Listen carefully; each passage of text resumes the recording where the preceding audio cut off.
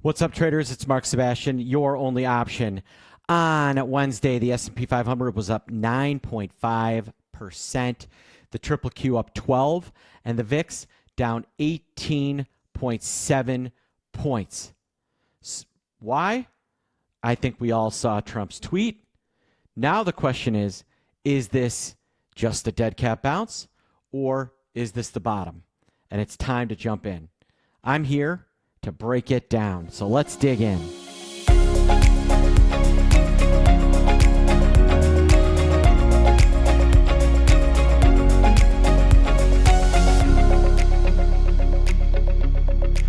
All right, traders. Like I said, it was an absolute beast of a day in the S&P 500, up 9.5%. We closed the gap from the third, got all the way up to the very top of the trading day on the third. Pretty darn close. That's our kind of next level of resistance.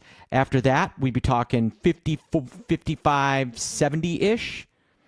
That's the level. And then, of course, we've got the 21-day moving average coming in around 55.46. So big booming day. Are we going to break those averages, though? I'm going to get to that in a second. As good as the S&P was, the Qs were even better.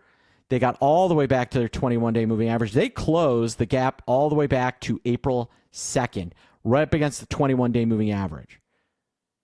Just a phenomenal day. Why? On the back of Apple and Amazon and Broadcom.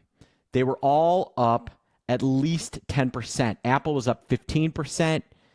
Amazon up 12. Broadcom up 18.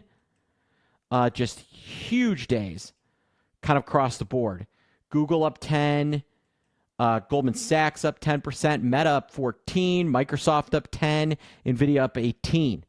You get the point. Everything was up, but it was really led by those Mag 7 names that have been so pummeled. But again, is it over?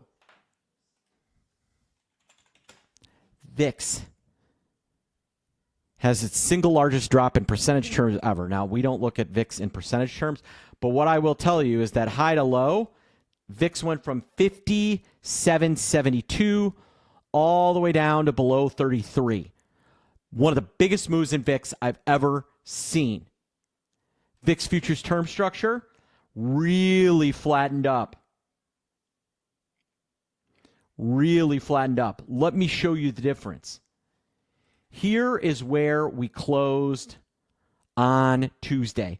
The April future was 39.50.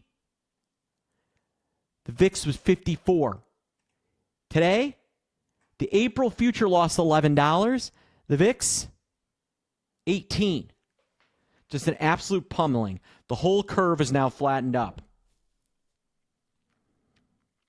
So, what am I a little nervous about with this market? Big booming rally. The Russell 2000. Now, IWM had a good day, up 8.5%. If we're going to continue to move significantly higher on Thursday, post CPI, I need to see the Russell 2000 leading, not following.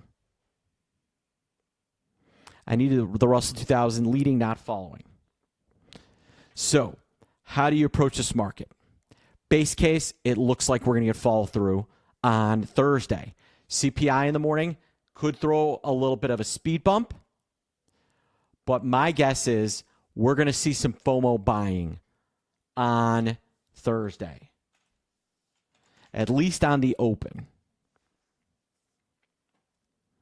Maybe it doesn't fall through, but I'm looking for on Thursday, we will probably get in SPIDA like 55.75. SPX, I told you I'm looking for 50, as high as 55.70. I think we're going to get up there on Thursday.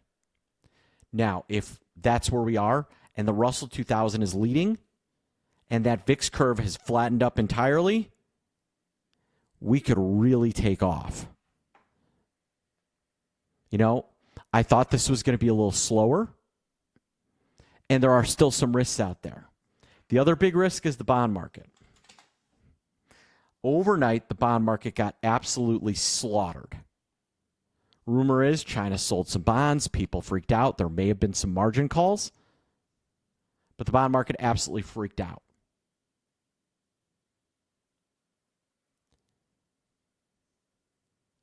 There's still that risk. China still could sell some bonds that could cause some freakouts. The economy softening up, CPI being stiff. You know, the bond market was very close to breaking. So what is my play? Here's how I'm approaching things on Friday, or on Thursday, excuse me. I'm looking at something like TQQ. You know, it's only $53. I can buy calls in that relatively cheap, and I'm looking at calls for Friday or next Friday. Looking for a quick move. We get above that 55.72. I start scalping some of my dollars out. I ride it up maybe as high as, if we really get ahead of steam, maybe it gets to 70 by next Friday. But that's not the only thing I'd be doing. I'm looking at something like HYG, which is the junk bonds ETF. I'm looking at this ETF, and I'm going out to July, and I'm looking to buy out of the money puts. I'm looking at the July 75s, pay $1.25 for those. It's a good portfolio hedge against long stock. So strategically, we're long stock, but we're using shorter durations. And then on the hedge, we're using a longer duration stock, something that gives us exposure to the bond market kind of breaking. And that's something like the July 75 puts. All right, folks, there you have it. I want to remind you, I've been meeting with everybody, free, everybody's invited, 10 a.m. Eastern time, every single day to get you prepped for the market, to talk about what's happening, and have you prepared and ready to trade and guide you through this chaos. And I'll be meeting with you guys every morning until this chaos subsides. So if you'd like to join, click this email and add to calendar and join me. If you're on YouTube, please like and subscribe. All right, folks, I am Mark Sebastian. I am your only option. Have a good one.